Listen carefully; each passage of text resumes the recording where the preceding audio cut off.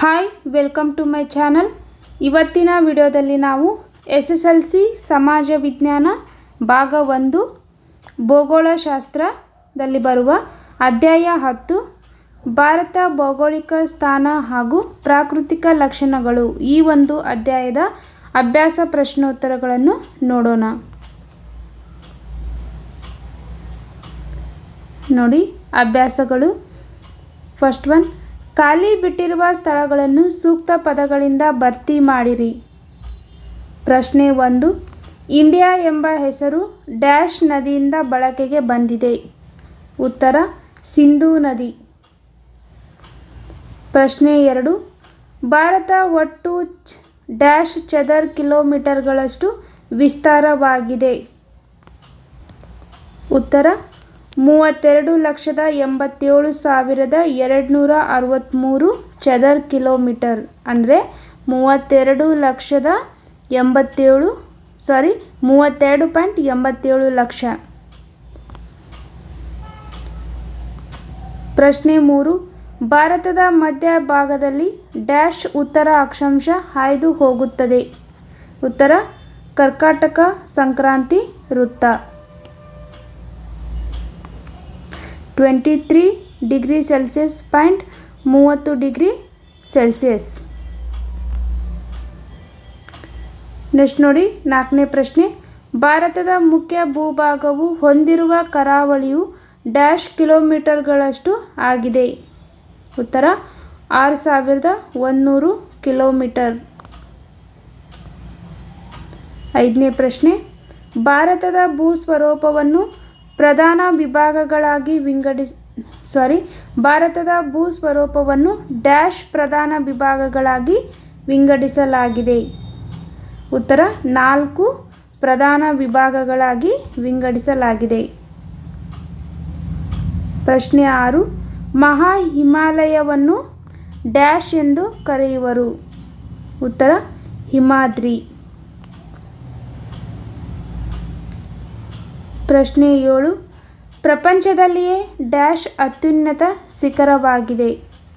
ಉತ್ತರ Mount Everest. ಪ್ರಶ್ನೆ 8, ಉತ್ತರ ಭಾರತದ ಮೈದಾನವು ಡ್ಯಾಶ್ ಮಣ್ಣಿನಿಂದ ನಿರ್ಮಾಣವಾಗಿದೆ. ಉತ್ತರ ಮೆಕ್ಕಲು ಮಣ್ಣಿನಿಂದ. ಪ್ರಶ್ನೆ 9, ಕರ್ನಾಟಕದಲ್ಲಿ ಪಶ್ಚಿಮ ಘಟ್ಟಗಳನ್ನು ಡ್ಯಾಶ್ ಎಂದು ಕರೆಯುವರು. ಉತ್ತರ ಸಹ್ಯಾದ್ರಿ ಎಂದು ಕರೆಯುವರು. ನೋಡಿ ಇಲ್ಲಿಗೆ ಬಿಟ್ಟ ಸ್ಥಳಗಳು ಮುಗೀತು. ಇನ್ನೆಷ್ಟು ನೋಡಿ ಕ್ವಶನ್ ನಂಬರ್ 2, ಈ ಕೆಳಗಿನ ಪ್ರಶ್ನೆಗಳಿಗೆ ಸಂಕ್ಷಿಪ್ತವಾಗಿ ಉತ್ತರಿಸಿ. 10ನೇ ಪ್ರಶ್ನೆ, ಭಾರತವು ಏಷ್ಯಾ ಖಂಡದ ಯಾವ ಭಾಗದಲ್ಲಿದೆ. ಉತ್ತರ ಭಾರತವು ಏಷ್ಯಾ ಖಂಡದ ದಕ್ಷಿಣ ಭಾಗದಲ್ಲಿದೆ. 11ನೇ ಪ್ರಶ್ನೆ, ಭಾರತವು ಭೂಮಿಯ ಯಾವ ಗೋಳಾರ್ಧದಲ್ಲಿದೆ. ಉತ್ತರ ಭಾರತವು ಭೌಗೋಳಿಕವಾಗಿ ಉತ್ತರ ಗೋಳಾರ್ಧ ಹಾಗೂ ಪೂರ್ವ ಗೋಳಾರ್ಧದ ಮಧ್ಯದಲ್ಲಿ ಇದೆ. ಪ್ರಶ್ನೆ 12, ಭಾರತದ ಭೂರಾಶಿಯ ದಕ್ಷಿಣದ ತುದಿ ಯಾವುದು. ಉತ್ತರ ಇಂದಿರಾ ಪಾಯಿಂಟ್ ಭಾರತದ ಅತ್ಯಂತ ದಕ್ಷಿಣದ ತುದಿ. 13, ಪ್ರಶ್ನೆ 13, ಇಂದಿರಾ ಪಾಯಿಂಟ್ ಯಾವ ದ್ವೀಪದಲ್ಲಿದೆ.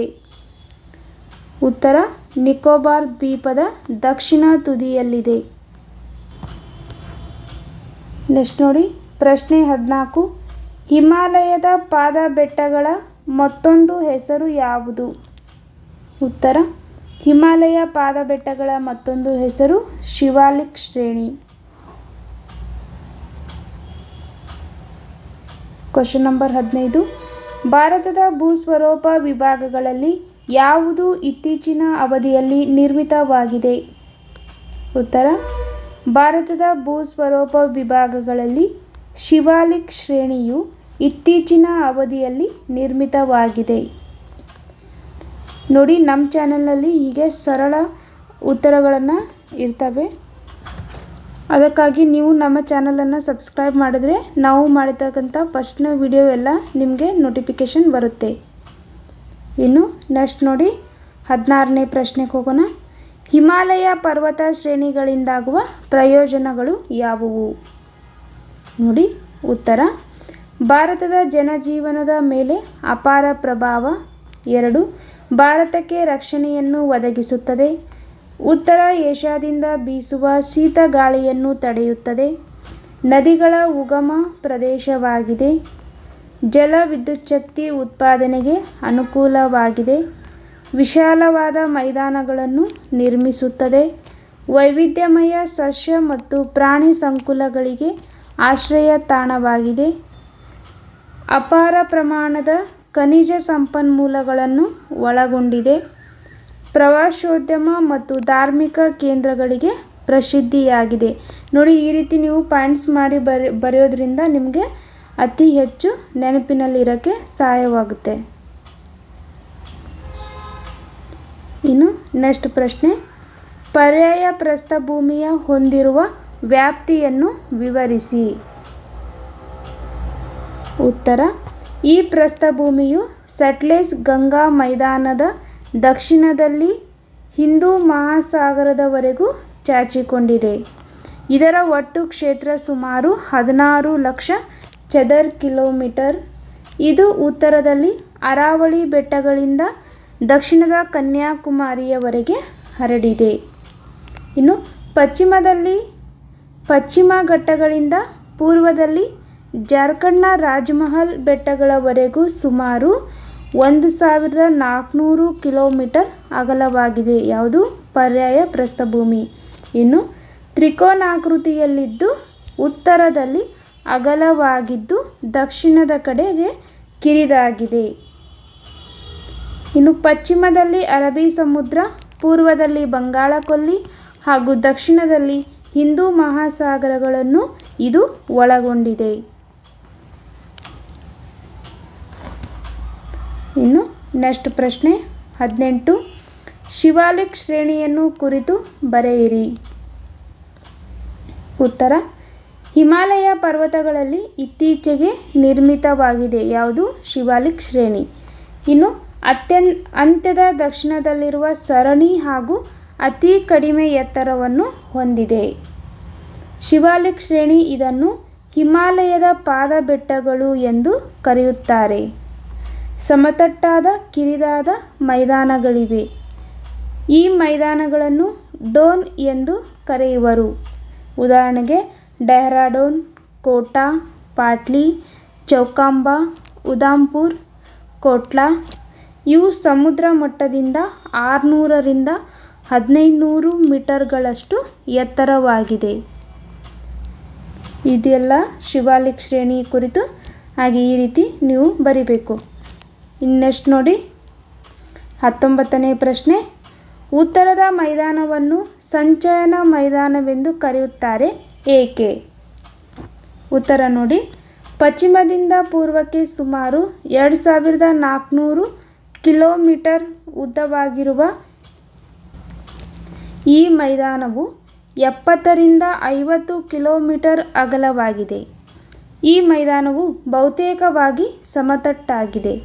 ಉತ್ತರ ಭಾರತದ ಮೈದಾನವು ನದಿಗಳು ಹೊತ್ತು ತಂದು ಹಾಕಿದ ಮೆಕ್ಕಲು ಮಣ್ಣಿನಿಂದ ನಿರ್ಮಿತವಾಗಿರುವುದರಿಂದ ಇದನ್ನು ಸಂಚಯನ ಮೈದಾನವೆಂದು ಕರೆಯುವರು. ನೆಕ್ಸ್ಟ್ ನೋಡಿ 20ನೇ ಪ್ರಶ್ನೆ: ಪಶ್ಚಿಮ ಘಟ್ಟಗಳು ಮತ್ತು ಪೂರ್ವ ಘಟ್ಟಗಳಿಗಿರುವ ವ್ಯತ್ಯಾಸಗಳನ್ನು ತಿಳಿಸಿ. ನೋಡಿ, ಈ ರೀತಿ ವ್ಯತ್ಯಾಸಗಳನ್ನು ಕೇಳಿದಾಗ ಯಾವಾಗಲೂ ನೀವು ಈ ರೀತಿ ಬರಿಬೇಕು. ಈಗ ಒಂದು ಕಡೆ ಪಶ್ಚಿಮ ಘಟ್ಟಗಳು, ಇನ್ನೊಂದು ಕಡೆ ಪೂರ್ವ ಘಟ್ಟಗಳಂತ ಹಾಕಿ ಅದಕ್ಕೆ ಅದರ ನಡುವೆ ಯಾವ್ಯಾವ ವ್ಯತ್ಯಾಸ ಇದೆ ಅಂತ ಈ ರೀತಿ ಬಾಕ್ಸ್ ಮಾಡಿಕೊಂಡು ಬರಿಬೇಕು. ಇಲ್ಲಿ ನೋಡಿ, ನಾವು ಮೊದಲನೇದಾಗಿ ಪಶ್ಚಿಮ ಘಟ್ಟಗಳು, ಪೂರ್ವ ಘಟ್ಟಗಳು. ನೋಡಿ, ಪಶ್ಚಿಮ ಘಟ್ಟಗಳು ದಕ್ಕನ್ ಪ್ರಸ್ಥಭೂಮಿಯ ಪೂರ್ವಕ್ಕೆ ಪೂರ್ವ ಘಟ್ಟಗಳಿವೆ. ನೋಡಿ, ಪಶ್ಚಿಮ ಘಟ್ಟಗಳು, ಪೂರ್ವ ಘಟ್ಟಗಳು. ಮೊದಲನೇದಾಗಿ ಪಶ್ಚಿಮ ಘಟ್ಟಗಳು ದಕ್ಕನ್ ಪ್ರಸ್ಥಭೂಮಿಯ ಪಶ್ಚಿಮದಲ್ಲಿ ಪಶ್ಚಿಮ ಘಟ್ಟಗಳಿವೆ. ಇನ್ನು ಪೂರ್ವ ಘಟ್ಟಗಳು ದಕ್ಕನ್ ಪ್ರಸ್ಥಭೂಮಿಯ ಪೂರ್ವಕ್ಕೆ ಪೂರ್ವ ಘಟ್ಟಗಳಿವೆ. ಇನ್ನು ಮಹಾರಾಷ್ಟ್ರ ಹಾಗೂ ಕರ್ನಾಟಕದಲ್ಲಿ ಪಶ್ಚಿಮ ಘಟ್ಟಗಳನ್ನು ಸಹ್ಯಾದ್ರಿ ಎಂದು ಕರೆಯುತ್ತಾರೆ. ಪೂರ್ವ ಘಟ್ಟಗಳು ಅವು ಪಶ್ಚಿಮ ಘಟ್ಟಗಳನ್ನು ನೀಲಗಿರಿ ಬೆಟ್ಟದಲ್ಲಿ ಸಂಧಿಸುತ್ತವೆ. ಪಶ್ಚಿಮ ಘಟ್ಟಗಳು ಹೆಚ್ಚು ಎತ್ತರವಾಗಿವೆ, ಪೂರ್ವ ಘಟ್ಟಗಳು ಹೆಚ್ಚು ಎತ್ತರವಾಗಿಲ್ಲ. ಇನ್ನು ಪಶ್ಚಿಮ ಘಟ್ಟಗಳು ನಿರಂತರವಾಗಿ ಇವೆ, ಪೂರ್ವ ಘಟ್ಟಗಳು ನಿರಂತರವಾಗಿಲ್ಲ. ಪಶ್ಚಿಮ ಘಟ್ಟಗಳು ಅಣ್ಣಾಮಲೈ ಸರಣಿಯ ಆನೆಮುಡಿ ಶಿಖರ ದಕ್ಷಿಣ ಭಾರತದ ಅತ್ಯುನ್ನತ ಪ್ರದೇಶವಾಗಿದೆ. ಇನ್ನು ಪೂರ್ವ ಘಟ್ಟಗಳು ಅಮರಕೊಂಡ ಮತ್ತು ಮಹೇಂದ್ರಗಿರಿ ಇಲ್ಲಿ ಎತ್ತರವಾದ ಶಿಖರಗಳಾಗಿವೆ. ಇನ್ನು ಪೂರ್ವ ಘಟ್ಟಗಳು ನದಿ ಕಣಿವೆಗಳಿಂದ ಅಲ್ಲಲ್ಲಿ ಪ್ರತ್ಯೇಕಿಸಲ್ಪಟ್ಟಿವೆ. ಈ ರೀತಿ ಪಶ್ಚಿಮ ಘಟ್ಟಗಳು ಮತ್ತು ಪೂರ್ವ ಘಟ್ಟಗಳ ನಡುವಿನ ವ್ಯತ್ಯಾಸಗಳನ್ನು ಬರಿಬೇಕು. ಇಲ್ಲಿಗೆ ಅಧ್ಯಾಯ 10 ಭಾರತ ಭೌಗೋಳಿಕ ಸ್ಥಾನ ಹಾಗೂ ಪ್ರಾಕೃತಿಕ ಲಕ್ಷಣಗಳ ಒಂದು ಪಾಠದ ಅಭ್ಯಾಸ ಪ್ರಶ್ನೋತ್ತರಗಳು ಮುಗೀತು.